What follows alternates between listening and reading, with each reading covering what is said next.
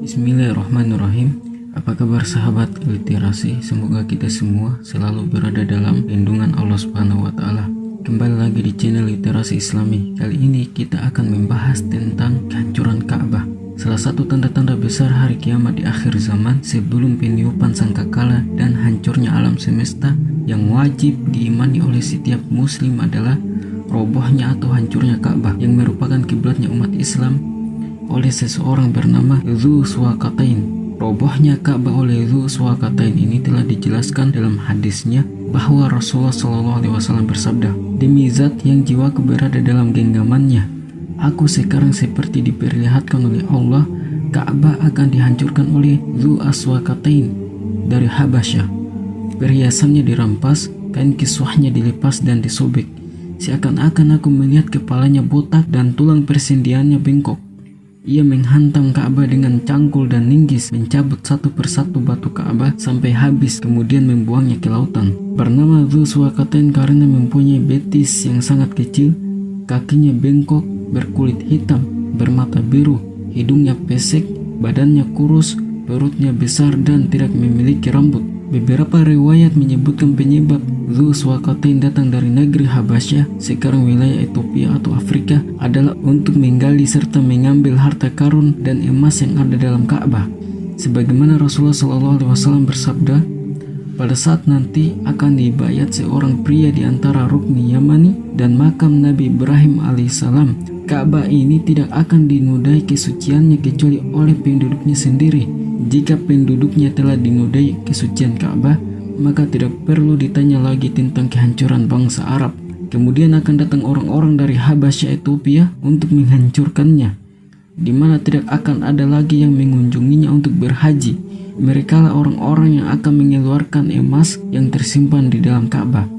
Adapun beberapa rentetan peristiwa akhir zaman sebelum Ka'bah dirobohkan oleh Dzu Suwaqatain yang disebutkan oleh para ulama seperti munculnya Imam Mahdi, keluarnya Ya'juj dan Ma'juj, munculnya Dabba yang bisa berbicara dengan manusia, turunnya Nabi Isa alaihissalam untuk membunuh Masihud Dajjal, hembusan angin lembut yang mematikan seluruh orang beriman kecuali orang kafir, dan Al-Quran hilang di permukaan bumi diangkat ke langit. Barulah peristiwa itu terjadi ketika Imam Mahdi dibayat di antara Rukni Yamani dan makam Nabi Ibrahim alaihissalam dekat Ka'bah. Dan setelah Nabi Isa alaihissalam membunuh Masihud Dajjal kemudian berhaji, masa itu adalah masa umat Islam hidup dengan kesejahteraan, kedamaian dan ketentraman.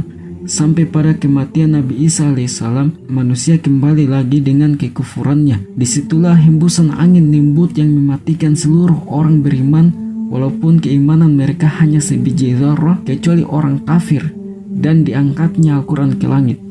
Hancurnya Ka'bah oleh Dzu Suwaqatain ini para ulama menyebutkan sebelum matahari terbit dari barat. Pada saat itulah tidak ada lagi orang beriman yang mengunjungi Ka'bah untuk berhaji. Sebagaimana yang telah dijelaskan dalam hadisnya bahwa Rasulullah SAW bersabda, "La taqumu sa'atu hatta la yuhajjal bait." Tidak akan terjadi hari kiamat hingga tidak ada lagi orang yang berhaji ke Baitullah.